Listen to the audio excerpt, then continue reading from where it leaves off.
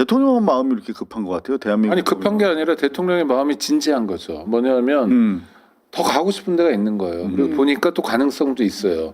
그래서 나도 열심히 하고 네. 또 의회도 좀 받쳐주면 좋겠고 관료들도 좀 더 뛰고 그러니까. 기업도 뛰고 이러면 우리가 훨씬 더 갈 수 있으니까 그렇지. 해보자. 더 할 수 있는데. 네. 그거 지금 안 하는 어떻게 분들이 있으니까. 말아요? 인권연대는 정부나 기업의 지원을 사양하고 오로지 시민의 참여로만 운영하는 100% 순도의 민간 인권단체입니다. 자, 저희가 조금 전까지 코스피 얘기를 좀 했었어요. 네. 깜짝 놀랐습니다. 저도 지금 다시 한번 코스피 지금 화면을 열어놨는데 5,221로 마감이 되네요. 지금 요게 지금 그래프인데, 코스닥도 더 난리예요. 네, 코스닥. 난리예요. 2.73%가 올랐는데 코스피 보니까 장중한 때 5,252까지. 야, 이거 뭐 하루하루가 엄청나네. 비현실이에요. 하루하루가. 대통령은 하나도 근데 지금 배가 안 불러. 여전히 목말라. 대통령 마음이 이렇게 급한 것 같아요. 대한민국. 아니 급한 게 아니라 대통령의 마음이 진지한 거죠. 뭐냐면 더 가고 싶은 데가 있는 거예요. 그리고 보니까 또 가능성도 있어요. 그래서 나도 열심히 하고 네. 또 의회도 좀 받쳐주면 좋겠고 관료들도 좀 더 뛰고 그러니까. 기업도 뛰고 이러면 우리가 훨씬 더 갈 수 있으니까 그렇지. 해보자. 더 할 수 있는데. 네. 더 그거 지금 안 하는 어떻게 분들이 말아요? 있으니까. 근데 보통 무능한 사람들이나 비전 없는 사람들은 네. 내가 5년 동안 5천 한다고 그랬는데 임기 초반에 5천 했지 됐지 하면서 이거 울거먹고 살아요. 그렇지. 나는 5천 만든 사람이 이러고 다니는데 이분은 5천이 중요한 게 아니라 사실은 구체적으로 기업 비교에도 나오거든요. 저평가됐다는 게 미국에 비해서도 그렇고 유럽에 비해서도 그러니까 좀 더 가자, 좀 더 가자. 이건 되게 독특한 리더십입니다. 그렇죠. 네. 정말 저는 이재명 대통령이 이렇게 하는 정책을 굉장히 귀 기울이고 있다가 항상 하라는 거 다 하거든요. 네. 지난번에도 말씀드렸지만 하라는 거 해. 예, 이를테면 상생 페이백 한다. 지역 경제 살려야 되는 거 아니냐. 네. 그래서 이거 상생 페이백 그러니까 전년도보다 50만 원 쓰면 10만 원을 돌려주는 거예요. 50만 원을 더 쓰면 전 3개월 동안 그 150만 원씩 더 써가지고 10만 원씩 10만 원씩 30만 원 받았고요. 예예, 더 썼어요. 그러니까 그러면 사라고 하면 써야죠. 그러면 삼성전자도 4만 원대 사셨어요? 삼성 전자를 사라고 하시진 않으셨고 그렇죠, 주식 시장으로 이게 자본이 들어와야 된다라고 하셔가지고 저는 이제 ETF를 했죠. 저는 주식이 일자 무식이고 ETF에 주? 이런 게 있는 줄도 몰라. 돈을 넣어 그냥. 보시면 아시겠지만 정말 돈 있는 건 막 다 넣는 거예요. 제가 막 화면을 보여드릴 수 없지만 135만 원 입금하고 또 135만 원 입금하고 계속 이렇게 돈 좀 남으면 올해 한 달에 130만 원 이렇게 입금하잖아요. 네. 진정한 하라는 대로. 이재명 대통령이 바라는 스타일의 삶을 살고 계신 거야. 내가 지금 1월 달에도 135만 원씩 두 번 입금해가지고 135는 특별히 좋아하는 선호하는 숫자. 아니 남는 돈이 그거밖에 없었어요. 다 긁어가지고 남는 돈이 135만 원이요. 근데 오히려 이런 투자가 더 현명하지 그러니까요. 않나요? 그러니까요. 일체 이때 쇼핑도 안 하고 아무것도 그런 거 없이 무조건 135 모으는 대로. 연예계 그 전은주 여사님 있잖아요. 예. 전원주 여사님이 그분이 SK 하이닉스를 3만 원대 샀다고 그랬나? 진짜 적발세. 그분이 그런데요. 정말 넣어놓고 네. 안 열어본데 없는 돈 셈 친대. 그래서 네. 빌려서 하거나 그런 건 안 되고 넣어놓고 장기로. 네. 그리고 자기 죽을 때까지 안 뺀대. 대단하죠. 저는 그렇진 않습니다. 저는 그냥 이재명 대통령이 나오시는 날 바로 뺍니다. 왜 더 갖고 있어야 되죠? 자, 대통령 어제 이 발언인데 보도가 좀 많이 안 됐어요. 여러분께서는 대한민국의 현재 경제 상황에 대해서 현장에 또 계시기도 하기 때문에 이분들이 이제 상공회의소 각 미국. 대표들, 전 대표가 다 왔습니다. 네. 과거와는 다른 면모를 보시는 측면이 있을 겁니다. 특히 그게 드러나는 게 아무래도 자본시장, 주식시장의 전례 없는 변동이죠. 예상보다 너무 빨라서 놀랍다는 생각도 합니다. 그러면서도 또 한편으로 생각해 보면 이 정상화의 과정이기 때문에 대한민국이 가지고 있는 원래 기초 체력이 이하로 평가되고 있던 것이 이제는 조금 제대로 평가받는 과정에 있는 것 같습니다. 앞으로 대한민국 주식시장이 이렇게 아마 바뀔 텐데 많이 투자를 해주면 좋겠다. 소위 주가 조작이니 뭐 이런 걸로 대한민국이 참 망신사를 샀는데 지금부터 그런 건 없다. 철저하게 주식시장의 공정성, 투명성을 확보하겠다. 또 앞으로도 대한민국이 세계 최고의 투자처가 될 수 있도록 저희가 객관적 환경을 또 조성하겠다. 마지막 멘트가 감동입니다. 우리의 의지는 충천하다. 충천하다. 대한민국 정부를 믿고 대한민국의 객관적 조건을 믿고 미래를 함께해도 괜찮다 이 말씀을 드리고 싶었습니다. 네, 지금 관련해서 어제 지금 뭐 사실 김건희 관련된 엉터리 판결의 충격 여파가 지금 하루 종일 계속되고 있는 와중인데 조금 전에 보니까 김병철 변호사님인가 그 엉터리 판사에 대해서 왜 공소장 변경과 관련해서 그 재판을 지휘하지 않았느냐라며 공수처에다 고발을 하셨더라고요. 이병철. 이병철 변호사님, 네네. 그 부분은 사실상 이제 뭐 우리가 이제 이진관 재판장 때문에 정확하게 알고 있잖아요. 그러니까 방조를 기소했는데 이거는 방조가 아니라 중요임무 종사인데 내란 중요임무 종사로 공소장을 변경하지 않으면 방조는 무죄인데 그럼 무죄가 나오잖아. 그러니까 공소장 변경을 성명 요청을 했고 그래서 이제 공소장 변경을 하지 않았습니까? 그런데 이제 어쨌든 이번 같은 경우는 이번 건 같은 경우는 사실상 김건희는 공동정범입니다. 그러니까 그 판결문에도 공동정범이라는 것이 다 나오도록 썼는데 사실관계만 봐도 공동정범입니다. 공범인데 그 사실관계는 그렇게 인정해놓고 해석만 지 마음대로 한 거지. 사실관계는 공동정범으로 인정을 해놓고 공동정범이 인정되지 않는다. 이게 뭔 말입니까? 그러니까 이 판결 자체가 잘못된 거예요. 그러니까 이제 방조로 변경하라라는 거를 안 해서 이 판사가 잘못했다라기보다는 판결문을 완전 엉터리로 썼다. 무죄를 주기 위해서 법 논리에도 맞지 않는 이상한 헛짓을 합니다. 그럼 뭐라도 이제 이병철 변호사는 해봐야겠다라고 하는 생각으로 고발장을 제출하신 아니 근데 것 뭐 같은데. 방조 얘기에 깊숙이 들어갈 건 전혀 없다고 봐요. 방조는 낮은 범죄인데 훨씬 더 높은 범죄가 구성되는데 그걸 봐주고 방조로 기소 안 했으니까 나는 방조를 따져볼 수 없어로 슬쩍 넘어가는 건 법기술이에요. 그래놓고 또 이제 고발장에 들어가니까 뒤늦게 재판부 입장이 간접적으로 흘러나왔는데 방조면은 혹시 또 의율이 될지 모른다고 얘기는 했는데 그것도 다 공소시효가 도가 됐다. 뭐 이런 취지로 또 특징 입장을 냈더라고요. 그래서 이 재판장이 정말 말도 안 되게 왜냐하면 이 공범들은 이 도이치모터스 주가 조작에 관해서 포괄일죄로 다 적용을 받은 거거든요. 연결된 범죄로. 그런데 이 재판장은 그거를 교묘하게 나눠요. 시기를. 그렇죠. 딱 나누면서 이 부분은 방조면 몰라도 이 부분은 공동정범이 안 되네 라고 나누거든요. 그렇기 때문에 내가 방조로 공소장 변경 요청을 안 해도 어차피 이거는 시효가 지났어. 이런 식으로. 그런데 김건희 변호사가 그렇게 변론하더라도 정말 말도 안 된다라고 했을 텐데 판사야. 제가 봤을 때는 그 법정에서 변호사들도 놀랬어요.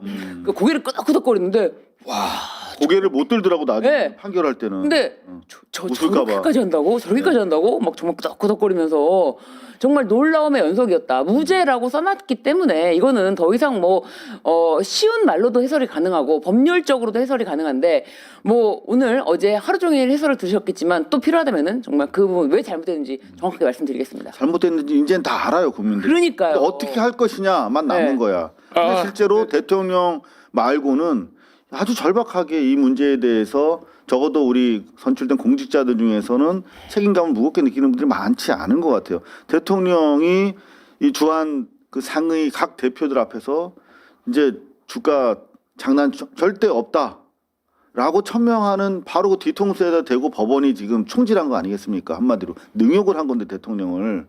이거 얼마나 분노스러워. 대통령만 모욕한 게 아니라 대한민국 경제를 꾸려가고자 하는 경제 주체들 모두를 한꺼번에 다 뺨을 쳐버린 거죠. 특히 국민들을 쳐버린 거예요.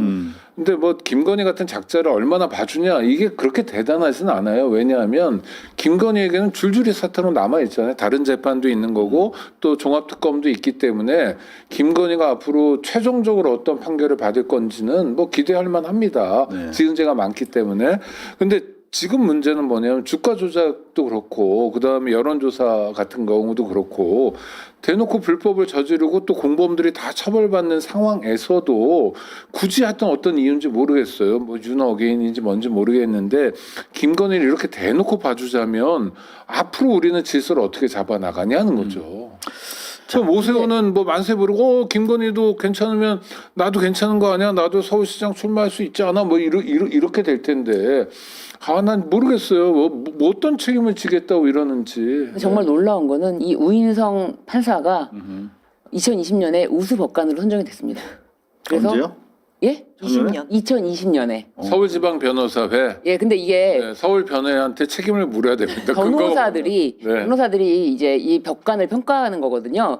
그러니까 이 변호사한테 너무 윽박지르고 변호사한테 소송 지휘할 때 좀 너무 이렇게 지적하는 스타일로 하는 그렇게 깐깐하게 하는 법관들한테는 매우 하위 평가를 주고요, 변호사들이. 그리고 자신의 얘기를 잘 들어주고 지지형 같은. 무죄 잘 주고 이미 우인성 우리 판사가 지금 이미 우수 법관으로 선정이 된 거예요. 변호사들한테 얘기 잘 들어주고 무죄 착착 내려주고 그러니까 우수 법관이 됐다. 그래서 여러분들께서 이 법관들 자기 멋대로 하게 두면 안 된다. 평가를 해야 된다라고 하는데 그 평가는 결국 또 변호사들이 하기 때문에 지들끼리 그냥 나 잘했지? 응 잘했어 고마워라고 하면서 평가를 준다. 이거 믿으면 안 된다는 거 말씀드립니다. 왜냐면 또 지금 최근에도 서울변회가 우수 법관 평가를 발표를 했거든요.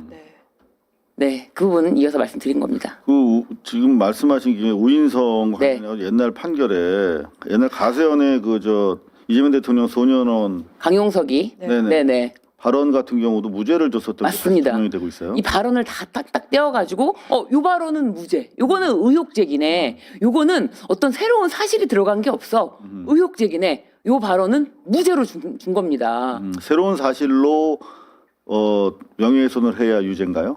그러니까 이거는 의혹 제기고 사실 적시가 아니다. 허위 사실이라도 사실 적시를 해야 되는데 사실이 아니다. 자기 판단인 거죠. 말이 안 되죠. 항소심 가서 바로 유죄 나왔습니다. 네, 그 부분에 대해서. 여하튼 우리 주식 얘기하다가 네. 결국 또 김건희, 강용석 얘기까지 나왔는데 저 주식에서는 빠질 수가 없는 얘기죠. 살짝 얘기하다 보니까 재수 없는 자들이 막 나와서 네. 재수 있는 뉴스 하나 더 전해드리고 분위기 좀 전환하겠습니다. 환율 보니까 1,400원, 20원대로 네네. 안정화되고 있습니다. 저는 여러모로 네. 이게 뭐 이렇게 얘기하면 마치 옛날 박근혜 무슨 우주의 기운이 뭐 그거 같은데 대한민국이 뭔가 지금 이재명 대통령 우리 내란 극복 과정부터 시작해서 이재명 대통령에 이르기까지 뭐 좀 운이 좋은 것 같아요. 여러모로. 저는 그 운을요 네.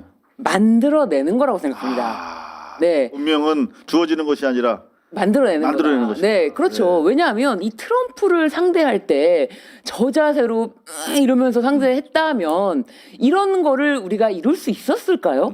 이 운은 사실 어떻게 보면은 다 대통령이 정말 딱 그 시기에 당선되셔서 이런 운을 전부 다 끌고 모았다. 그러면 이렇게 얘기할게요. 운도 좋으신 것 같아. 운도 있습니다. 저는 신 변호사님 견해에 전적으로 동의하는데 네. 트럼프가 어제 그랬잖아요. 웬일로 동의를 하세요?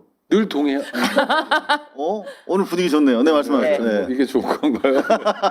아니 관세 25%로 조정하겠다고 큰 소리 쳤잖아요. 딱 하루 만에 입장을 바꿨어요. 그렇죠. 물러섰지. 한국과 협의하겠다. 그렇죠. 우리는 뭔가 같이 해내겠다. 네. We'll make something out. 아니 근데 트럼프가 뻥으로 그런 얘기도 하고 협상 전략이기도 하고 그런 건 우리가 아는데 딱 하루 만에 그렇게 입장을 바꾸나? 그렇지는 않거든요. 보통 그렇지 않아요. 상당히 긴장을 가져가면서 그 사이에 뭘 얻어야 되는데 하루 만에 입장을 바꿔요. 태도가 바뀝니다. 이건 좀 짧아졌어. 탁구가 그러니까 이게- 짧아졌어. 그렇죠. 아니 뭘까요? 상대 봐가면서 하는 거예요. 그래서 이게 대한민국이기 때문에 이미 두 차례 걸쳐서 협상을 해보니까 네. 만만한 존재는 아니다. 뭐 이런 게 인정되고 있는 거 아닐까 싶어요. 그리고 변호사님. 네. 지금 이제 주식으로 이제 재산 증식이 가능하다라고 하는 인식이 이제 어느 정도 퍼지기 시작한 것 같아요. 본격적으로. 그리고 오늘도 보니까 기관이랑 어제도 그랬고 어제 개인이 기관이랑 해외 큰 손들은 많이 빠졌더라고. 이미 이제 네. 단기로 시세 차익 먹고. 네. 근데 계속 이 그래프를 주도하는 게 네. 개미들이더라고요. 보니까. 한 개미의 한 사람으로서 정말 주식에 개미 엄마. 예, 일자무식한 저희가 저는 또 뭐 제가 하여튼 은행으로 결국은 해서 그런지 저는 예를 들면은 뭐 주가가 최고를 쳤다라고 해도 그날 바로 그날은 반영이 안 되고 그 다음 날 반영이 돼서 또 올라가 있고 그렇더라고요. 제가 그렇더라고요. 혹시 인터넷이 늦어서 그런 거 아니야? 아니. 그리고 이제 다음 날 아침이 되면은 그 이제 바로 딱 올라간 다음에 그날 하루 종일 같아요. 금액이. 특이한 특이한 상품이네. 것도 아, 실시간으로 반영이 되는. 그 아니거든요. 의지 급한 사람들은 의지 급하면 못 하겠다고. 느긋한 분들은 하실 수 아 있어요. 그런가 봐요. 저는 그래가지고 오늘 뭐 최고가다 그러면 오늘은 별일 없다. 내가 내 주식에는 다음 날. 네. 아 근데 실제로 보니까 요금을 예금 잔액도 40조 가까이 줄고 줄었다. 정기예금 잔액도 그렇고. 줄었다. 7조 정도 줄었다는 거예요. 이게 네. 어디로 가냐면 주식으로 다 간 거죠. 식으로 가. 주식 시장에서 이제 그러니까요. 들어가기 전에 그 예탁금이라고 하나?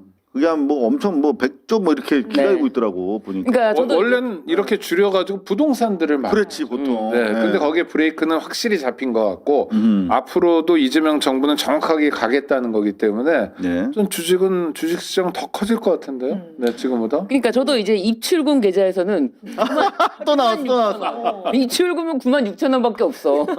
아 그러네. 다 아, 뺐네. 비슷하구나. 네. 지금 어제 우리 저희 방송할 무렵에 김용범 정책실장이 세 가지 가지고 브리핑을 했어요. 근데 제가 못 들어가서 이제 텍스트만 얻어가지고 지금 쫙 보고 있는데 네. 관세, 부동산, 자본시장과 관련해서 쫙 이제 대통령 정책 기조를 카메라 없이 설명하는 그런 내용이 있었는데 관세는 뭐 아는 내용이 부동산과 관련해서 대통령의 이른바 생산적 금융론 네. 엄청 강조를 하더라고요. 생산적 금융론이 뭐냐? 이재명 정부의 금융정책 거시경제 중요 담론이야. 이게 원칙이야. 뭐냐면 너무 부동산으로 돈이 많이 들어가. 요거 묶여 있어. 그리고 사회적으로 이게 그렇죠. 마중물 역할도 안 해. 역할도 못 하잖아요. 그래서 사회적으로 바람직하지 않아. 그래서 이거를 이제 도움이 되는 주식시장으로 땡겨오겠다라고 하는 게 이른바 생산적 금융의 아주 기본적인 테마야. 그래서 이거는 대통령 5년 최소한 5년은 이걸로 계속 갈 거란 말이야. 그러니까 우리 이재명 대통령을 신뢰하는 개미들 그리고 네. 이재명은 안 찍었어도 돈 맛을 아는 강남 부자들은 이미 다 들어갔다는 거야. 안 찍어놓고도 네. 주식시장으로. 자 그래서 여하튼 이런 상당히 강조를 하고 있고 뭐 시간 나면은 뭐 약간 좀 복잡한 내용이긴 한데 관세 부동산 자본시장 관련한 김용범 정책실장 얘기도 조금 정리를 해드릴 시간이 있기를 바랍니다. 자, 이렇게 오프닝을 좀 마무리할까 하는데 괜찮겠어요? 근데 아주 좋고요. 특히 5천 공약 달성에도 불구하고 일체의 퍼포먼스가 없었다. 다짐대에만 있었다. 6천으로 하자, 7천으로 하자. 우린 저평가다. 이런 다짐만 있다는 게 좀 굉장히 바람직한 태도라고 봅니다. 기념 뭐 영화 몇 편 나와야 되거든요. 보통. 벌써 끝나요. KTV 시켜가지고 영화 몇 편 다큐 나오고 나오고. 그렇죠. 코스피 5천을 만들기 위해서 대통령이 뭘 했는지 근데 지적을 이게 사실 이제 자랑해야 영화 되는데. 영상 제작자 입장에서 보면 네. 이게 5천 딱 달성되고 나서 거기서 대충 좀 언저리에 있어야 돼. 5,001 했다. 그다음 날은 한 머물러야 돼. 4,900 예. 하고 그다음 날 한 5,004 정도 하고 그래야 이제 5,000을 기념할 수가 있어. 근데 지금 5,000 넘고 뭐 5,200 100 50 이렇게 넘었네. 되니까 100 넘었네. 5,000을 기념하는 다큐를 만드는 동안에 한 6,000 될까봐 못 만드는 거예요. 이게 제작자 입장에서 맞아. 계속 피사체가 움직이면 이거 어떻게 할 그렇죠. 수가 없어. 계속 찍어야지. 잘못했네. 예, 이거는 이 대통령이 잘못했습니다. 어떻게 우리가 사과를 요구할까? 샴페인을 터뜨릴 수가 없어요. 뭐냐. 네. 자, 일단은 또 본론 들어가기 전에 네. 서설이 하나 있습니다. 네. 아주 기분 좋은 소식인데요. 네. 아시아경제 한동훈 전 대표 제명 확정. 네. 국민의힘 경랑 속으로. 아주 바람직한 축하드립니다. 한동훈 씨. 아, 근데 힘내야죠. 동훈 씨 이제 뭐 하나요? 북 콘서트는 예정대로 한다고 하던데요. 아, 그래요? 네. 뭐 작가로 활약하는 건가요? 콘서트 어제는 또- 변호사 개업해야 되지 않나요, 이 양반은? 또 어제는 또 시사회도 갔다 오고, 네, 영화 시사회도 YS. 갔다 오면서 YS의 그 말을 인용하니까 다들 막 당 뭐가지? 참. 아니, 어디서 YS를 언급하냐. 어디다 대고 감히. 그러니까요. 예? 어디다 대고 YS를 언급하냐 이제 혼나고 있죠. 그런데도 네. 이제 본인은 계속 사진 찍히고 북 콘서트 강행하고 빨리 신당 창당해야죠. 네. 근데 자, 저는 일단 예. 1979년 김영삼 네. 당시 신민당 대표입니다. 당 대표고 현역 국회의원인데 국회의원. 그거를 박정희가 제명해버린 거예요. 국회의원을 제명했죠. 아니, 국회의원이고 당 대표였던 거죠. 그러니까 급이 다르고요. 그 다음에 YS가 레베루가 한 90년에 지세 또 다르죠. 민주당 민주화 운동하다가 그렇게 된 3당 거랑. 합당한 거는 오류였지만 그 이전까지 정말 굉장히 중요한 민주화 운동가고 투사였어요. 저는 그 부잣집 당시에 아들답지 않죠. 우리 학생 운동권 네. 사이드에 있었기 때문에 엄청나게 우리 3당 합당 비난했지. 네. 그런데 이제 대통령 되시고 나서 호랑이 잡으려면 호랑이 굴에 네. 들어갔어. 네. 근데 그분이 한 거를 이렇게 시간이 어떤 그 당대에 이렇게 먼지를 싹 안 치고 잘안 나서 치고. 나중에 보니까 음. 금융실명제라든가 하나의 그럼요. 척결이라든가 네, 뭐 이런 추석 것들을 많아요. 하신 거 보면 정말 대단하다. 그리고 제가 YS 말기에 이제 사건 기자를 했거든요. 네. 그러면서 이제 뭐 현철이 네. 뭐 비리가 되게 많았어. 뭐 그런 많았죠. 거 내가 카메라 출동 많이 네. 했어요. 그리고 막 이를테면 왜 그 저 어디 비뇨기과 가가지고 막 박박 긁으면서 뭐 YTN 뭐 인사하고 막 그런 거 있었어. 그것도 네. 제가 단독 보도를 했었거든요. 네. 그러면서 막판에 좀 본의 아니게 YS를 그 일가를 고발을 많이 했는데 지나고 나니까 저보다는 그래도 상당히 훌륭하신 분이었던 것 같더라고요. 저보다에는 동의하기 어렵고요. 네? 이상호 기자 같은 사람 아니 저보다 역사를 위해서 하는 게 많은 것 같아요. YS가. 그 잘 모르겠어요. 하여튼 또 중요한 건 이상호 기자는 현재 진행형이니까. 아니 와우. 현재까지 스코어로 이상호 기자는 현재 아직 뭐 네, 생존이 그럼요. 있으니까. 알겠습니다. 오래 네. 생존해 보려기 위해 노력하겠습니다. 그런데 요게 이제 제명이 확정됐는데 재밌는 거는 7대 1대1 여기 보니까 양향자는 기권했어. 지금 뭐 어디로 가야 될지 해는 저물고 갈 곳이 참 난망합니다. 그런데 재미있는 거는 5년 동안 입당이 불가하다 네. 하는 그런 상황. 지금 아시다시피 그나마 뭐 적극적 반대는 아니었습니다만 그나마 이게 내란당으로 100% 각인될 상황에서 그나마 한동훈은 그쪽이랑 살짝 결은 달리했잖아요. 네. 뭐 투표권은 없었습니다만 본회의장에도 있었고 그래서 놔두고 잘 관리하면 좀 쟤들 입장에서 날 수도 있는데 확실하게 내란당임을 너무 선포한 좋아요. 거죠. 너무 잘하고 있다. 그러니까 한동훈도 빨리 출마 준비해야 되니까 빨리 신당 해가지고 빨리 서울시장으로 출마해야죠. 아니, 그걸로도 나오든가. 서울시장 얘기는 뭐 이준석이랑 친해요? 아니 이준석이 그 얘기하던데? 저는 아니 그건 아니지만 한동훈이 어디든 나와서 도전을 하셔라. 네, 그랬으면 좋겠습니다. 저희 바람이에요. 나오긴 나올 것 같아요. 네, 뭐 저 어디든. 대구 지역 지자체장으로 가느냐. 그런데 김성태 네.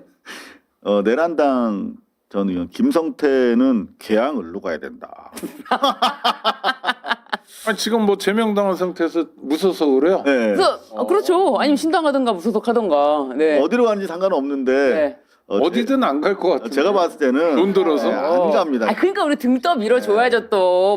못 이기는 척 가게 밀어줍시다. 얘는 좋겠어요. 안가로 갑니다.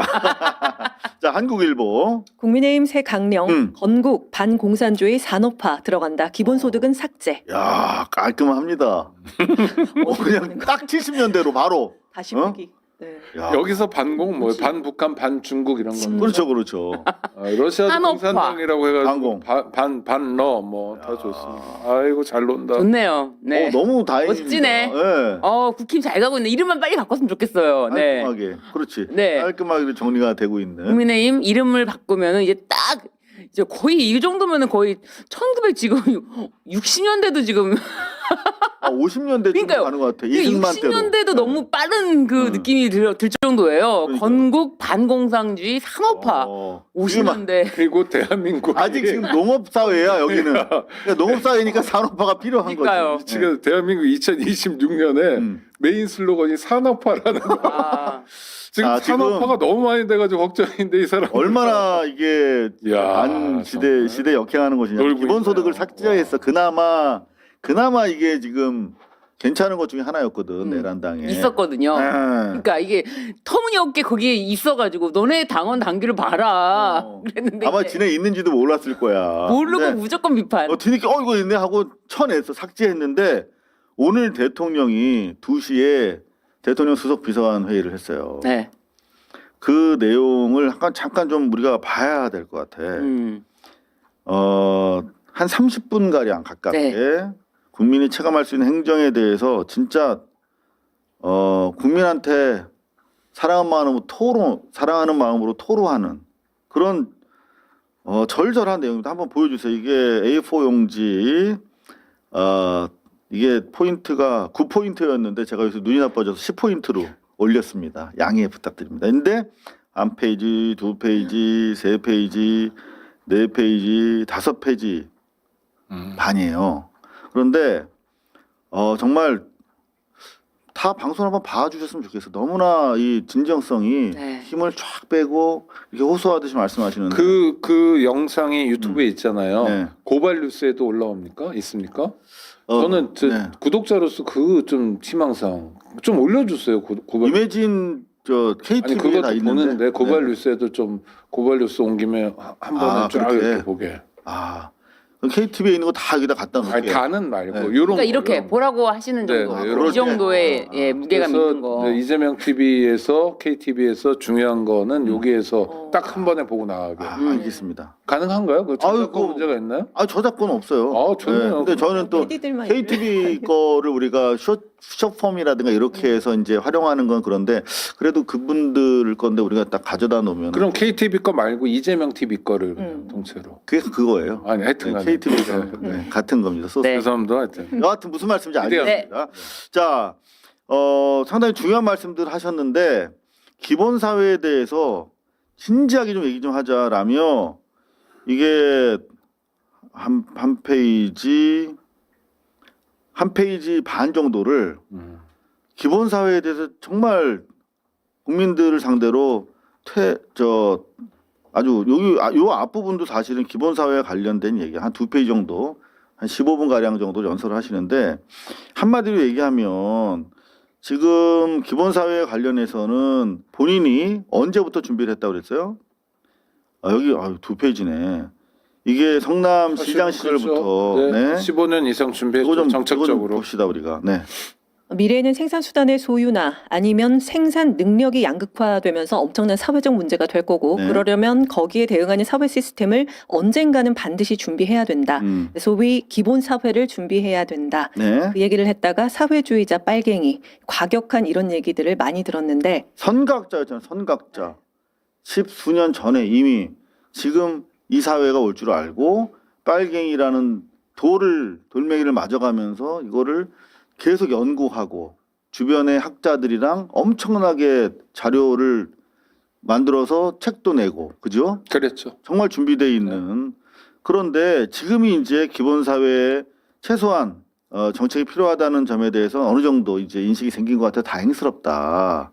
기본사회위원회도 이제 출범을 시켰거든요. 그런데 이제 요 얘기를 합니다. 자, 제가 말하기 진짜 무서워지고 있는데 점점 왜곡하지 않고 제대로 제 말씀을 받아들여 주셨으면 좋겠어요. 네. 우리는 민주주의 사회에 살기 때문에 토론을 많이 해야 됩니다. 대통령이 아무래도 이제 기득권을 혁파하는 과정에서 개혁이라는 게 서로 이해관계가 엇갈리니까 토론을 통해서 이제 아주 답을 내야 되는데 그 싸움이 돼 버리니까 지금 요 얘기를 왜 밑자락을 까냐면 이겁니다. 뭐냐면 로봇 지금 현대차인 걸로 아는데 지금 피지컬 AI 로봇가 이제 작업 현장으로 들어오는데 한 대도 허락을 안 하겠다. 노조가 이렇게 선언을 한 거야. 근데 대통령이 봤을 때는 이게 과거에 그 기계가 도입됐을 때 기계 파괴 운동하는 거. 러다이트. 라다이트. 네. 그다음에 마차가 기득권인데 철도가 기관차가 다니니까 네. 말보다 빨리 다니면 안 되도록 음. 조치를 했었다는 거 아니야 기관차를. 그러니까 그 똑같다는 거죠. 이거는 어차피 이거는 그렇게 갈 수밖에 없다. 사회에 빨리 적응을 하는 게 낫지. 이거를 반대하고 막아서면 안 된다라는 취지인데 사실 옛날 같으면 대통령이 소위 말하면 진보 진영의 대통령인데 노조가 현대자동차 노조는 조합원 수도 많고 그렇죠. 노조가 파워가 있으니까 근데 그런 굳이 대결하지 않죠. 그렇죠. 입장과 관련해서 이렇게 반대 입장 가지고 국민 설득하려고 안 하잖아. 근데 이게 영화 어쩔 수가 없다잖아요. 그야말로 제목을 왜 어쩔 수가 없다로 정했을까? 어쩔 수가 없는 상황이 있어요. 그 상황은 충분히 예견된 거예요. 다 알아요.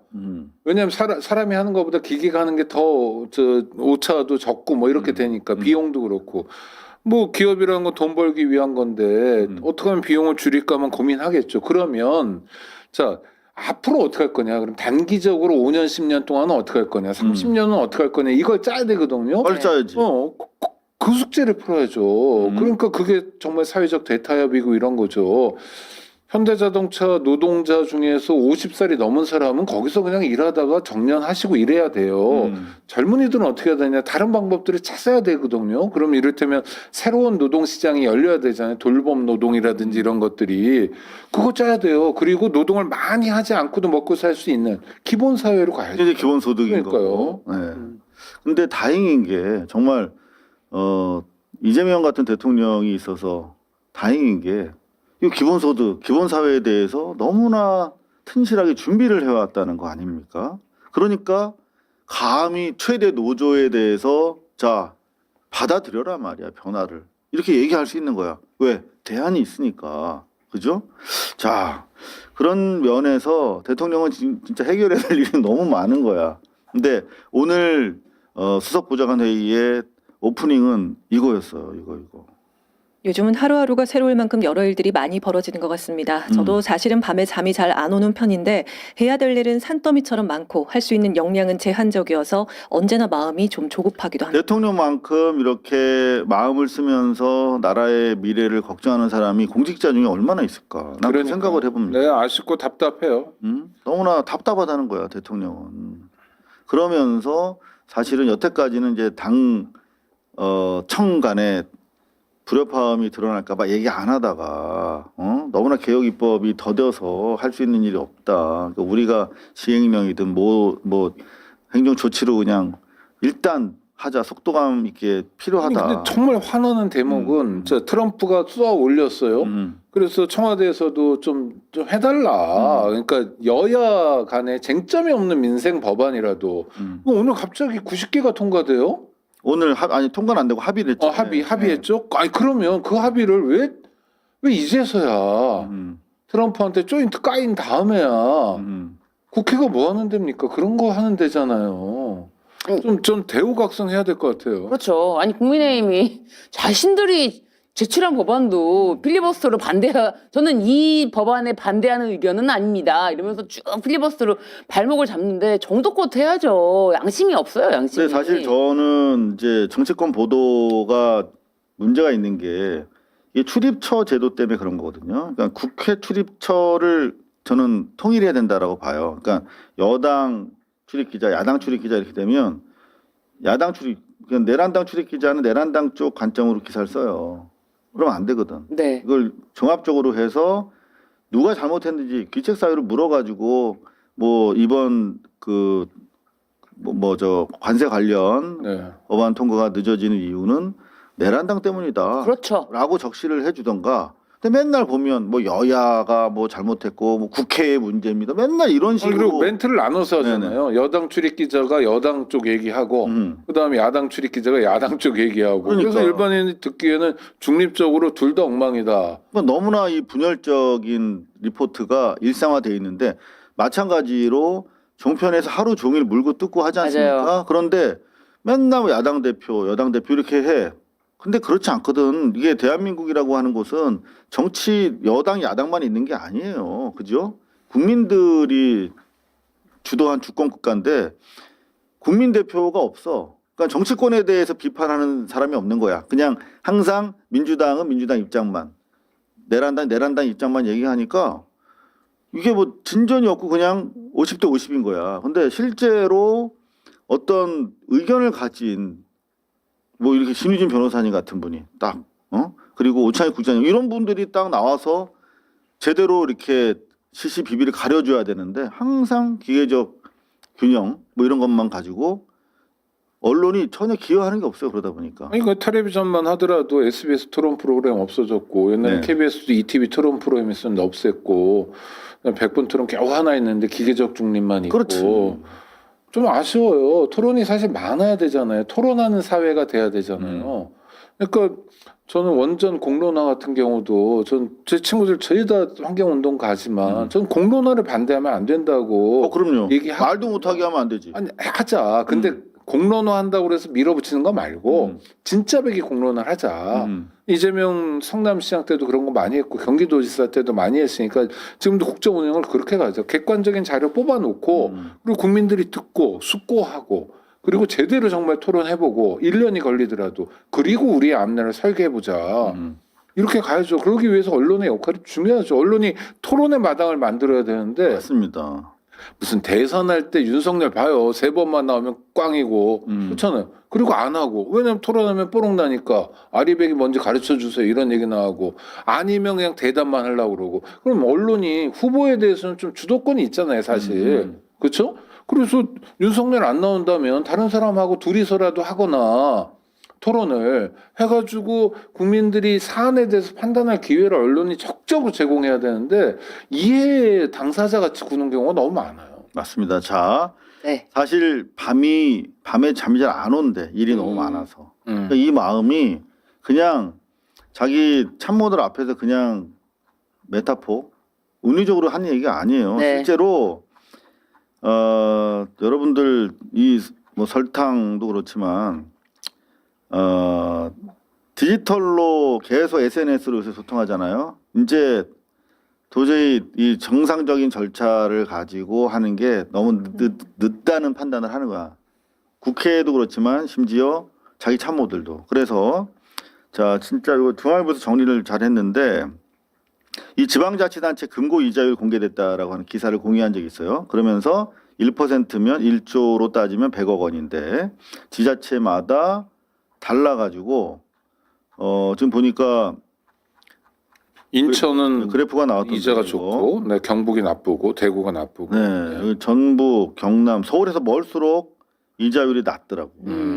서울 수도권은 많이 줘. 그래서 이렇게 그래프로 보니까 멀수록 경북, 전남, 뭐 이렇게 충북 이렇게 이자율이 낮고 서울로 가까울수록 이자를 많이 줘.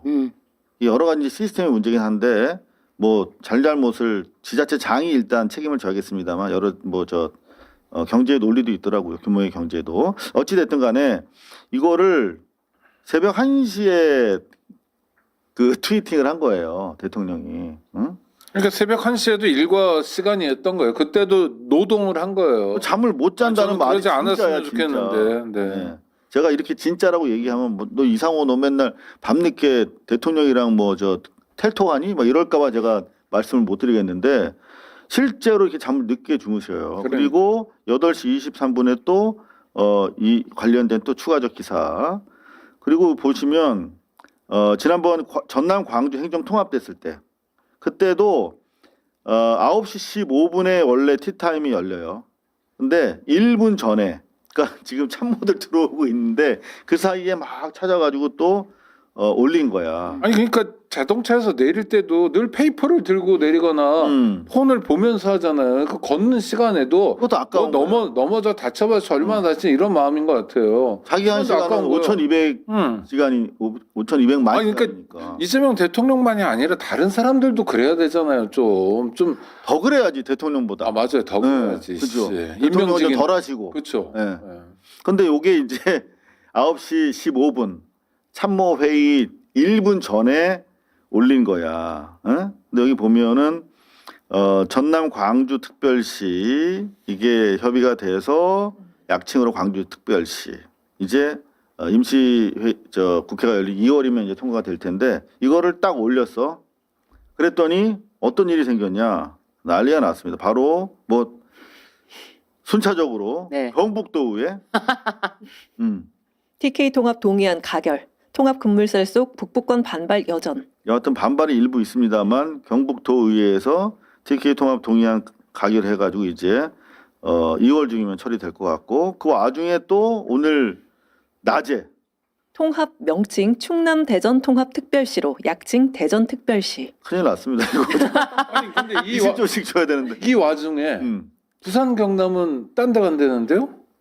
안 한대요? 네. 뭐 박완수하고 네. 또 누구죠? 이름 까먹었네. 부산시장. 박형준? 네네. 네. 그 사람 안 하기로 오늘 합의를 봤다고. 그래요? 네. 앞으로 심판 받겠네요. 그분들은. 네. 자, 일단 다른 먼저 결행한 특별시들이 잘 되는 것들을 보여주면 됩니다. 네. 네. 그렇죠.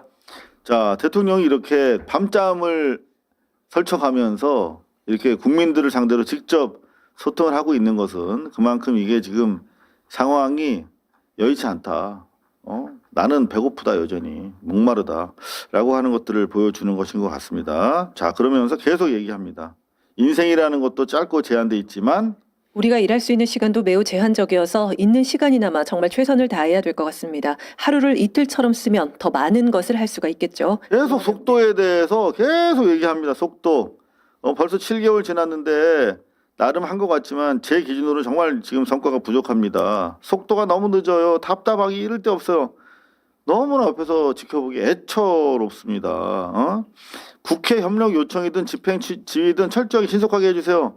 그러니까 이거는 국회에 대해서 명백하게 지금 컴플레인 한 거예요. 국회 협력 요청을 좀 적극적으로 해달란 말이야. 자, 그런데 국회는 지금 뭐 하고 있습니까? 오늘도 최대 이슈가 뭐냐면 이 상 중에도 민주당하고 조국당하고 합당하는 게 최대 이슈잖아요. 자, 지금 할 수 있는 일 당장 찾아서 최대한 빨리 지금 합시다.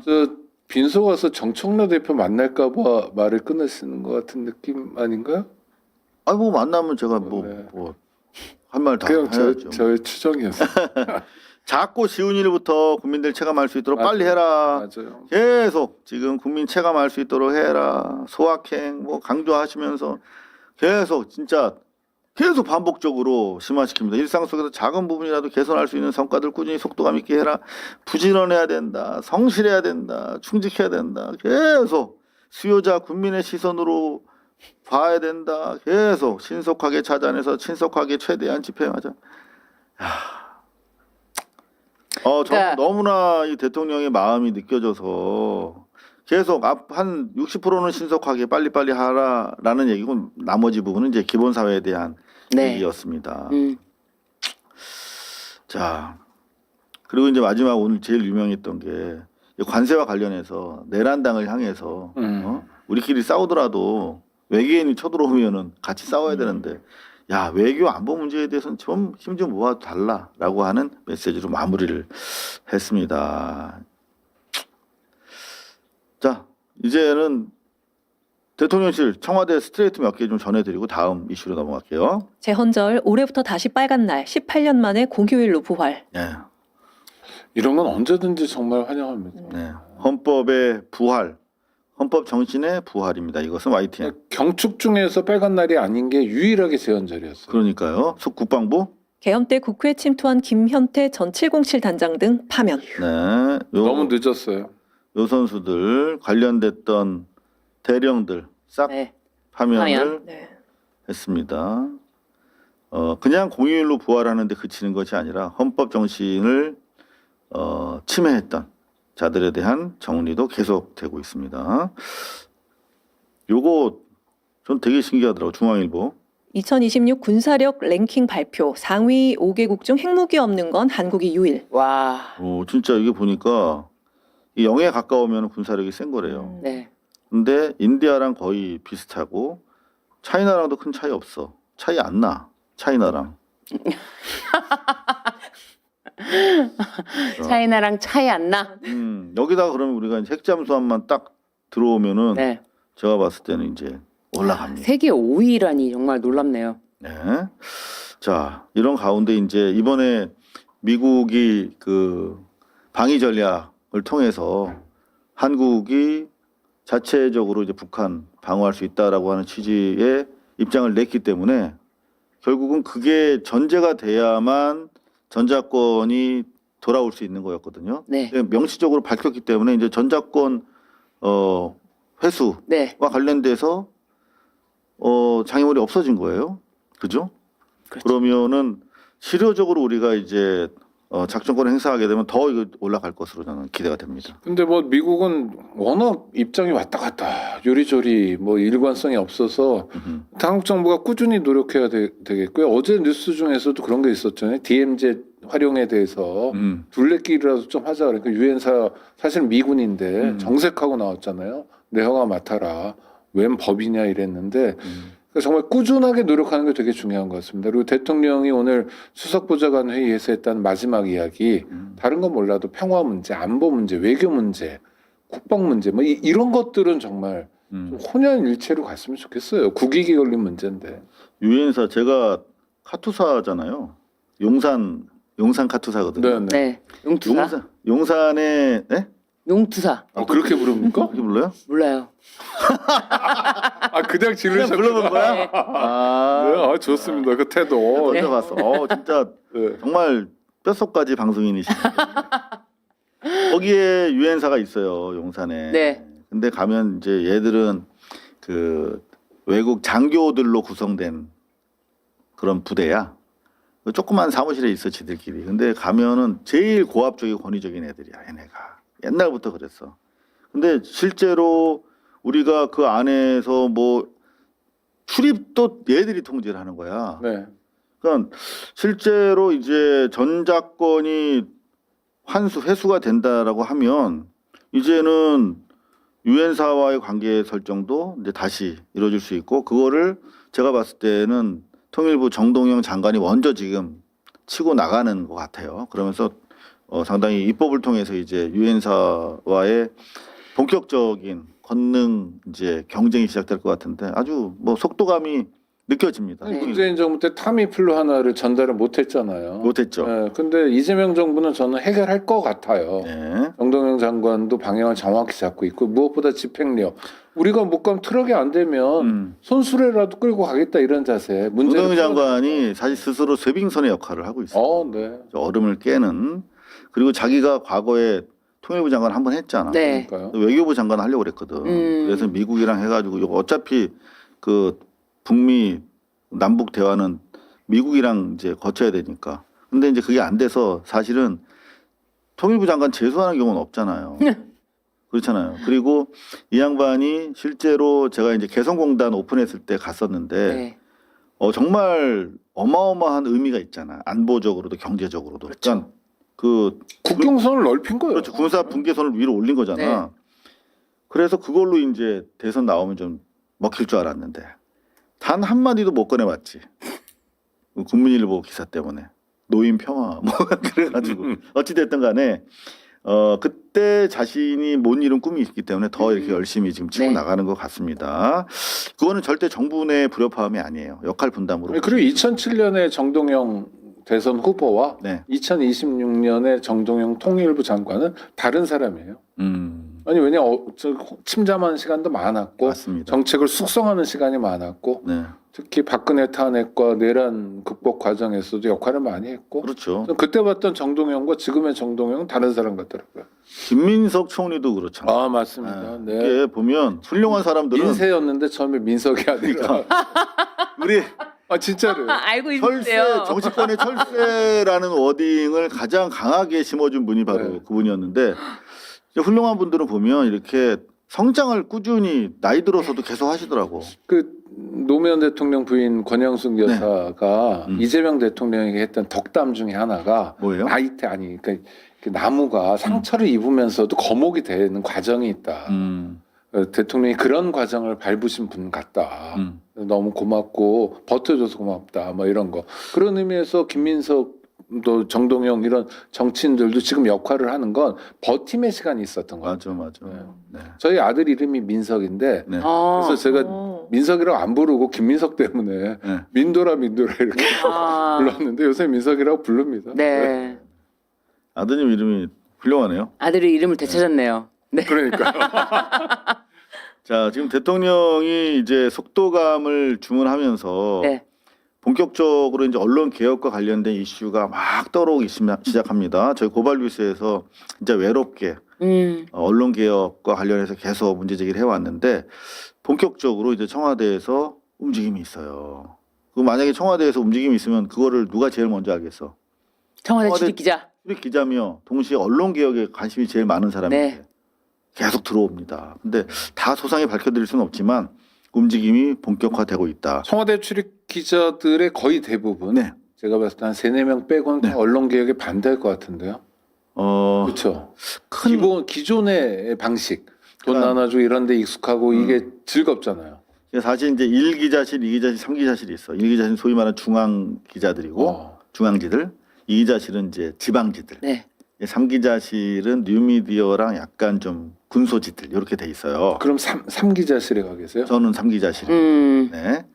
그 1, 2, 3 부르는 것도 좀 바꿔야 되겠네. 아니 방 번호가 그렇게 돼 있어요. 그러니까. 네. 네. 이거 바꿔 보려고 지금 하는데 뭐 딱히 뭐 이름 짓기가 지금 쉽지 않아요. 저도 한번 지어 보려고 했는데. 그래서 지금 1기자실이랑 2기자실이 소위 말하면 이제 재래식 매체들이야. 네네. 그리고 이제 3기자실은 이제 군소 매체와 인터넷 매체들이 좀 있어서 뉴미디어 쪽에 좀 가까운 정서가 있는데 재래식 매체들이 수적으로나 영향력으로는 주도를 하고 있어요. 그렇죠.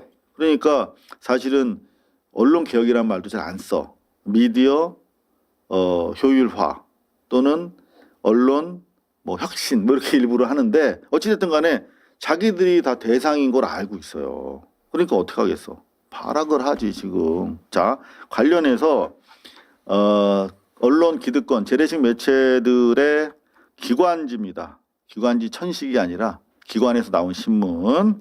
자, 웃기려고 그랬는데 아무도 안 웃어주네.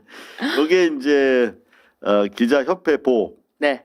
제목이 다 생중계하는 시대, 취재 방식 변화에 고민 깊어진 언론. 이게 한마디로 지금 뭐 청와대 기자실 같은 경우는 각 언론사 1호 기자라고 하거든요.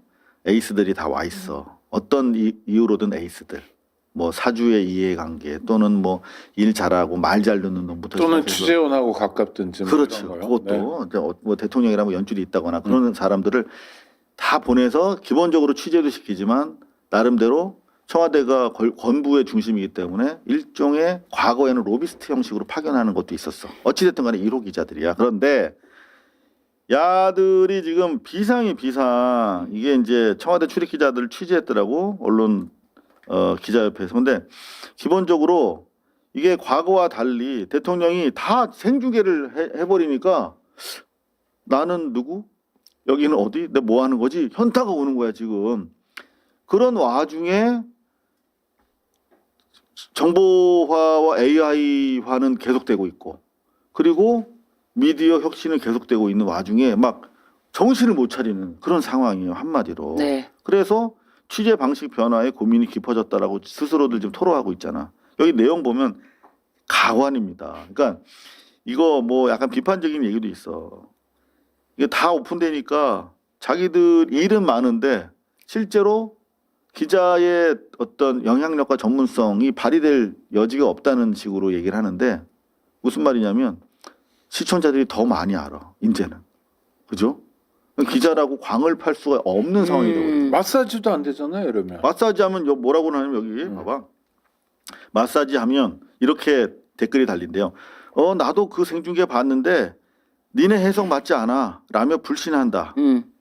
전통적 취재력이 힘을 잃은 상황이다라고 지금 얘기를 하고 있다는 거야 기자들이. 그러면 이상호 기자한테 와서 배우고 새로운 방식의 취재, 선택과 집중하는 취재 이런 거로 돌아서면 되죠. 그러니까 전 30년 전부터 주장해온 내용이 뭐냐면 너무나 뉴스가 많기 때문에 기자들이 살아갈 수 있는 방향은 두 개다. 하나는 탐사 취재해서 어디에도 없는 AI도 미처 검색해보지 못한 새로운 이야기를 발굴해내거나 아니면 기자가 브랜드화가 돼야 된다. 그러니까 나름의 서사를 가지고 그 기자에 대한 신뢰성으로 같은 뉴스라도 그 기자를 믿고 듣거나 보게 만드는 그게 뭐 같은 얘기긴 합니다만 다른데 그 두 가지가 이상호 기자에게서는 다 구현되고 있어요. 아니 그 30년 전부터 일반 언론은 탐사 보도가 완전히 다 죽었어요 지금. 그러면 이제 출입처밖에 없고. 언론도 죽지만 기자도 같이 죽는 그러니까요. 거거든요. 근데 그런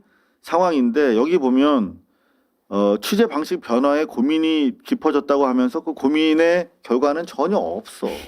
맨날 하던 거 똑같이 하고 있어 지금도. 그러면서 자 어떤 일을 하냐 자기네 스스로 탐사를 하건 아니면 말씀드리는 것처럼 기자의 서사를 쌓아나갈 수 있는 브랜드화를 위해서 개인과 조직이 같이 노력을 해줘야 되는데 어떤 일을 하냐면 짜잔 대통령이 계속 SNS 하잖아요. 네. 그거를 가짜 뉴스로 가공해버려. 열심히 그것도 열심히. 자 보세요. 대통령이 열나 화났어. 이거 보세요. 여기에 밤에 대통령이 올린 거야.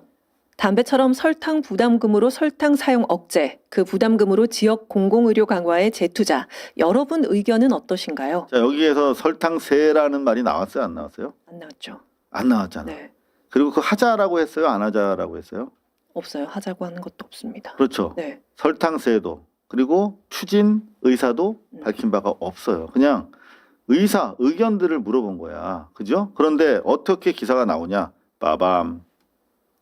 SNS로 설탕 부담금 꺼낸 대통령. 다음은 소금세냐? 이거 대통령이 이거 태영 방송에서 이렇게 한 겁니다. 아니 원래는 이거야. 설탕세였어. 기사 바꾼 거야. 바꿨죠. 네, 어. 바꾼 네, 설탕세라고 한 적 없는데 왜 설탕세라고 하냐라고 하니까 바로 그 제목만 바꿨죠. 근데 반밖에 못 바꿨어. 설탕세냐? 다음은 소금세냐 이랬는데 여기 설탕 보니까 부담금. 설탕 부담금이냐? 다음은 소금 부담금이냐 이렇게 바꿔야 되잖아. 정신. 그런 디테일도 없어. 어? 그리고 YTN 국민의힘 설탕세 다음은 소금세, 식탁까지 세금으로 통제. 이거는 일방적으로 그냥 더블 코테이션 직접 인용 가지고 제목을 만들어 버린 겁니다. 이게 쓰레기라는 겁니다. 이게 언론이 이러면 안 되는 거잖아. 자, 그런데 이제 대통령이 하도 황당하니까 바로 이렇게 글을 올립니다. 뭐뭐란 보도가 있는데 국민 여러분의 의견은 어떠신가요? 라고 국민 의견을 물었는데 설탕세 도입이라고 왜곡. 지방선거 타격 주기 위해 중세 프레임 만드는 걸까요? 정확한 내용으로 수정하시기 바랍니다. 어떤 기사를 가지고 이렇게 했냐면 매일경제에 2. 설탕세 도입해 지역 의료에 투자를. 전혀 하지 않은 말이잖아. 그죠? 근데 여기 보면 더블 코테이션 네. 직접 인용 부호를 응? 대통령의 발언은 정말 중요하잖아요. 그렇죠. 그런데 하지도 않은 세금 그리고 도입이라는 말을 가지고 쌍따옴표. 더블 코테이션을 그러니까요. 쌍따옴표를. 한동훈이 옛날 좋아하던 네. 이걸 했어. 어? 이건 범죄입니다. 그런데 수정이 안 되니까 다시 3시간 뒤에 대통령이 또 올려. 뭐라고? 언론이면 있는 사실대로 쓰셔야 설탕 부담금 어떻게 생각하시냐며 의견을 물었는데 그렇죠? 왜 설탕 부담금 매기자고 했다며 조작할까요? 그리고 심지어 따옴표를 붙여 하지도 않은 말까지 창작해가며 가짜뉴스 만드는 건 옳지 못합니다. 그러니까 설탕세라는 말은 이제 지들이 해도 이상한 거야. 그래서 설탕 부담금을 또 매기자. 그런 말 안 했거든요. 네. 그죠? 네. 자, 그랬는데 계속되니까 대통령이 이어서 심지어 이제 KBS 경향 뭐 다 그렇게 하니까 이건 KBS거든요. 다시 올라옵니다. 여기서부터 일반 재정에 사용되는 세금과 특정 용도를 위해 그 필요를 유발한 원인에 부과하는 부담금은 다르고 시행 방침과 의견 조회는 전혀 다른데도 설탕세 시행 비난은 여론 조작 가짜뉴스입니다. 대통령이 이런 식으로 옛날에는 영상을 공개 안 할 때는 자기네가 자의적으로 해석해서 썼잖아. 그렇죠. 관계자 발로. 네. 그거를 막으려고 다 공개했어. 그리고 더 한 발 더 나아가서 국민들이랑 소통하려고 SNS에다 글 올리는데 그걸 가지고도 완전히 가짜 발언을 만들어 가지고 기사를 쓰니까 대통령이 그 바쁜 국정 시간에 시간 부족해서 잠도 못 자는 사람이 계속 이 벌레를 잡으려고 계속 이렇게 F킬러를 뿌려야 되는 거야. 이거 얼마나 사회적인 해악입니까? 언론이 발목을 잡는 거죠. 한국 경제의 발목을 잡고요. 한국 사회가 진일보하는데 발목을 잡고요. 국민들이 조금이라도 편하게 사는데 발목을 잡는 거죠. 발목을 잡는 이유는 하나잖아요. 자기들의 기득권이 해체될까 봐. 옛날만큼 수입이 있지 않을 테니까. 정부에서 퍼다주는 돈이 줄어들까 봐.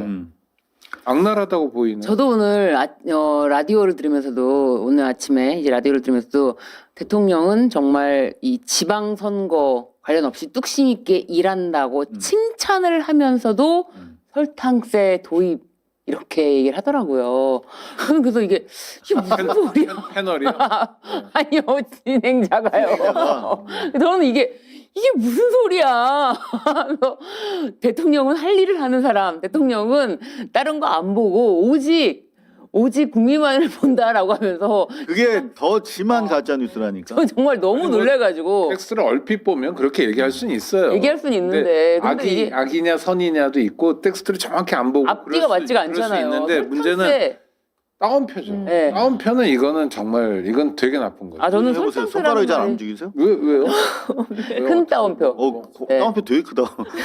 저는 사실은 근데 이런 이야기를 들었을 때 예를 들면 의견을 묻는 거면은 내 의견을 얘기할 수가 있는데 대통령이 이미 예를 들면 방침이라고 하면은 요즘 두존크가 얼마나 인기가 많은지 아십니까? 두쫑크 좋아하는 사람들 두쫑크라는 것만 이렇게 뭐 내걸어도 뭐 어떤 가게든 막 줄 설 정도예요. 헌혈이 들었대요. 그렇습니다. 그 정도로 두쫑크는 그렇지만 굉장히 달잖아요. 근데 안 먹어봤어요. 예. 저도 안 먹어봤습니다. 아직. 예, 근데 예. 예, 근데 굉장히 달잖아요. 그러니까 이게 모든 게 막 연결이 막 되는 거예요. 그러면 이제 그런 두쫑크 같이 단 거 먹으려면 이제는 더 비싸지는 거야? 막 이런 생각도 들면서 막 이런 연결이 막 되는 것들이 있는데 지금 뭐 설탕이 아니야 소금이야 막 대통령은 이미 뭐 이거를 시행 방침으로 정한 거야 이런 식으로 막 부풀리는 게 진짜 너무 무섭다라는 생각이 듭니다.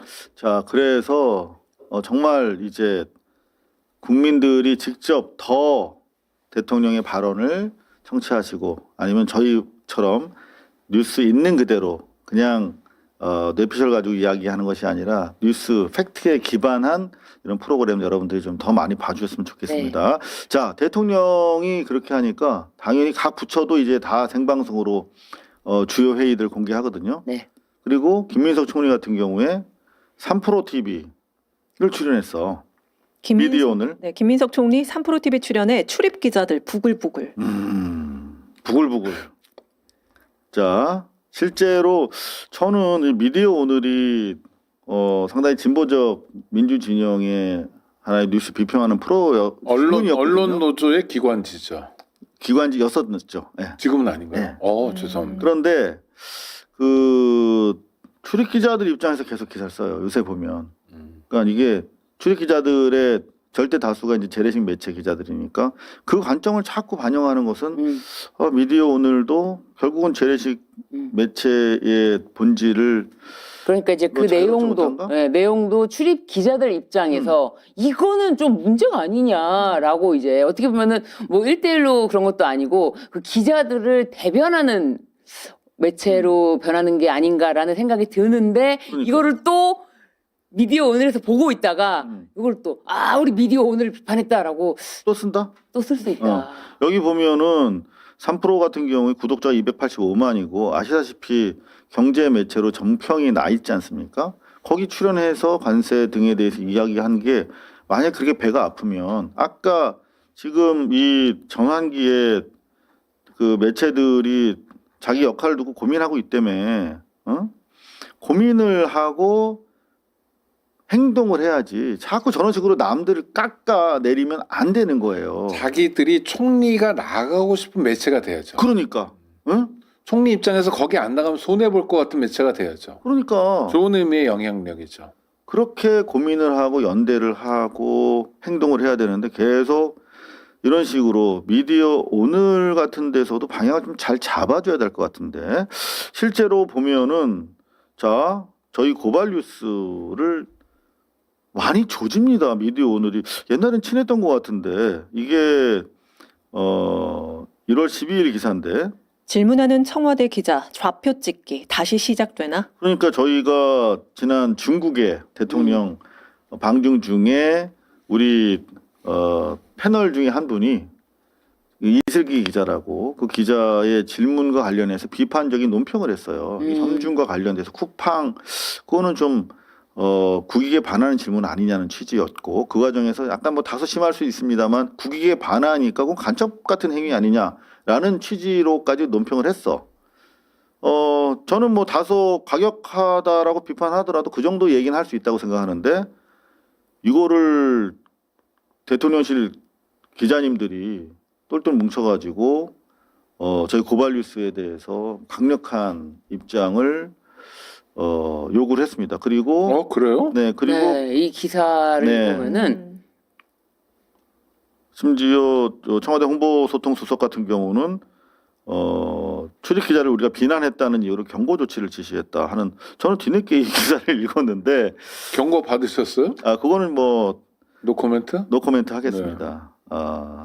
자 그런데 어찌됐든 간에 미디어 오늘에서 이런 기사를 쓰지 우리가 좌표찍기를 했다고 이러면은 보시나? 그냥 직역신문밖에 안 되는 거고요. 또 하나는 이상호 기자는 이제 매체잖아요. 이제 고발뉴스라는 매체. 네. 출연자 저 같은 출연자가 나와가지고 자기 의견을 밝혀요.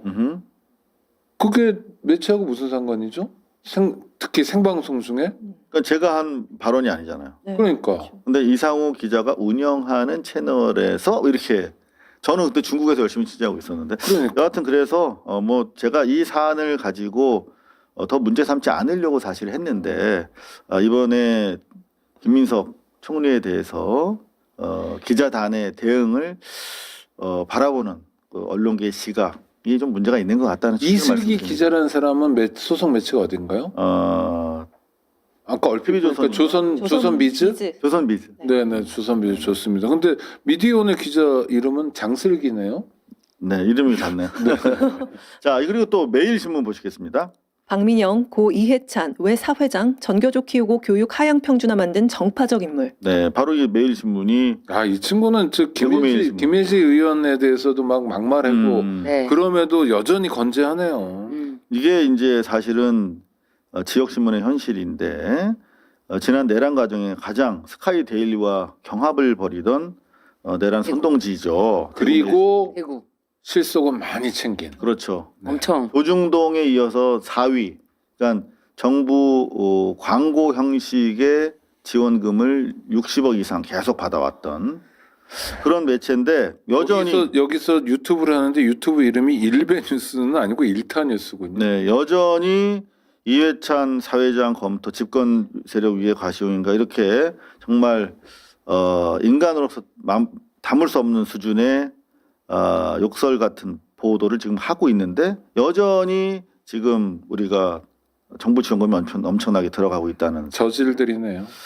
그리고 관련해서 이거 똑같은 얘기입니다. 한국기자협회. 김상욱 의원, 지역 언론 모독 발언 사과하라. 네, 뭐냐면 김상욱 의원이 우리가 하는 똑같은 얘기를 매불쇼에서 했어. 뭐라고 그랬냐면 이제 선거 앞두고 지금 뭐 대구, 경북, 부산, 경남 언론과 관련해서 보면은 지역 이를테면 언론이 자생력 있을까? 네, 자생력 요새 없다. 누가 그러면서 줄 서야 뭐 그 지역 그 도움을 받을 수 있다는 취지로 이렇게 얘기를 했어. 뭐 어떤 내용을 우리가 워낙 똑같은 내용인데 볼까요? 완전히 TK, PK 쪽은 내란당 쪽이 지역 언론을 장악하고 있다. 자생력 없다. 신문 요새 누가 보냐? 너 협조 안 하면 광고 안 줘. 뭐 이런 식의 그냥 통상적으로 우리가 아는 얘기를 했는데 이걸 가지고 우리 기자님들 경남 울산 기자협회 언론노조 뭐 부울경 협 뭐 이런 데서 공동 성명을 내고 뭐 지금 엄청나게 김상욱 의원을 흔들고 있나 보더라고요. 이런 이게 현실입니다. 비난 성명을 사주들이 낸다면 전 이해는 돼요. 그러나 언론 종사자들은 부끄러워해야죠. 자기들이 그 사주의 이익에 따라서 이리 휘둘리고 저리 휘둘리는 현실을 타개하기 위해서 노동조합을 만들고 기자협회도 만들고 그런 거지. 아이고, 사주도 사주인데 이제 지자체장에 정치적으로 예속된다 이런 취지거든요. 사실이잖아요. 근데 사실이 우리 다 알고 있는데 자 그런데 이 기협이라든가 기자협회라든가 언론노조라고 하는 언론 자유를 위해서 싸워야 될 매체가 바른 말하는 정치인을 괴롭히고 있는 것이고 나아가서 지금 뭐라고 하냐면 지역신문 환경이 어렵다. 그런데 비난에 앞서서 지역신문의 자생력을 높인 대안부터 고민해달라. 지네가 고민해야 되는 거 아니야? 떠먹여달래. 아니 지역신문 자생력을 높일 대안을 왜 국회의원이 고민해줘야 돼? 그러니까 이게 문제라니까요. 그리고 귀엽네요. 아니, 상상력이. 네. 그리고 대통령한테도 지역 방송 예산 지원해 달라. 계속 지금 무슨 뭐 대통령한테 뭐 빚쟁이들처럼 이렇게 요구를 하고 있는데 여하튼 상당히 잘못된 부분에 대해서 저희 고발 뉴스는 계속 여러분들에게 목소리를 높여드리겠습니다. 지금 저희 오늘은 반드시 가야 되겠습니다. 여태까지 너무나 유명하고 중요한 분들이 막 가서 저희처럼 이제 좀 조물하기들은 나중에 가려고 저 같은 이제 오늘 가야 되겠습니다. 내일은 금요일이라 좀 많이 오실 것 같고 발인이 31일 발인 뒤 국회에서 연결식. 네, 지금 요거 좀 일정을 좀 알려드려야 될 것 같은데요. 연결식 자 일단 발인이 31일 오전 6시 30분 발인을 하고 네. 민주평화통일자문회의 사무실과 민주당사를 잇따라 방문해 노제를 지냅니다. 네 그리고 연결식은 31일 오전 9시 국회의원회관에서 열리고 오전 11시 서초동 서울추모공원에서 화장할 예정입니다. 그리고 원래는 그 국립묘지 안장을 추진했었는데 가족들이 그냥 가족들이 있는 네. 세종의 그 은하수공원이라는 곳에 이해찬 총리는 5.18 유공자예요. 5.18 때 고초를 겪었기 그렇죠. 때문에 국립묘지 안장 대상자거든요. 그렇죠. 국무총리여서 안장되는 건 아닙니다. 음. 민주화 운동에 유공이 있기 때문에 안장되는 건데 사실 가족 입장에서는 국립묘지에 가면 여러 가지로 편하잖아요. 묘 관리도 안 해주고 국가가 해주고 그렇죠. 일정한 수준에서 쫙쫙 가는데도 불구하고 이게 일종의 공인정신 같아요. 그러니까요. 우리 남편은 우리 아빠 같은 사람은 국립묘지가 아니라 그냥 할아버지 할머니 옆에 근처에 계시는 게 맞아. 어우 감동이다. 네. 또 사무사라고 해서 그러니까요. 진짜 국가에 음. 단돈 10,000원이든 10만 원이든 100만 원이든 이제 돌아가신 다음에 국가의 관리를 받거나 하지 말자 우리는. 우리부터 모범을 지키자 이런 것 같아요. 그리고 지금 조의금도 일체 안 받으시고 계시더라고요. 네, 저는 이제 이해찬 총리님이랑 아까 다녀오셨죠? 네 특별한 인연이라기보다는 저한테 해주셨던 말씀이 있는데 여러분들께서 저를 이렇게 만만하게 보시면 안 됩니다. 이해찬 총리 뭐라고 하셨어요? 재밌다. 재밌어? 라고 해주셨습니다. 저 재밌는 사람입니다. 이해찬 총리께서 인정한 그러니까요. 재미인. 재미있는 사람. 네, 재미진. 재밌어. 근데 이 총리는 애지간하면 다 인정합니다. 재밌는 거로. 야. 네, 근데 진짜 재밌는 분이세요. 변호사님. 감사합니다. 자 그런데 이제 저희가 잘 보내드려야 되는데 말이죠.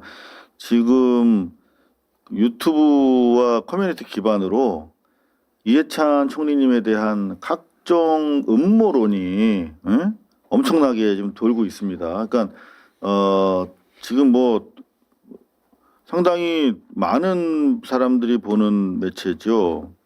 그 윤석열이 밤잠을 설쳐하면서 봤다라고 하는 무슨 뭐야 이봉규냐 뭐 누구냐 이봉규 네. 그리고 성창경이라고 있어요. 네. KBS에 있다. 네.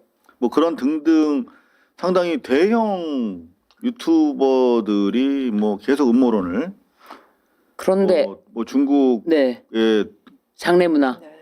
그렇지 그것도 있고 이제 뭐 그 부정선거 관련 네네네. 그쪽에 중국이랑 접촉하려고 갔다 뭐 중국 가가지고 뭐 세자 책봉 받아오려고 후계 이재명 지금 뭐 그 얘기 할 때입니까?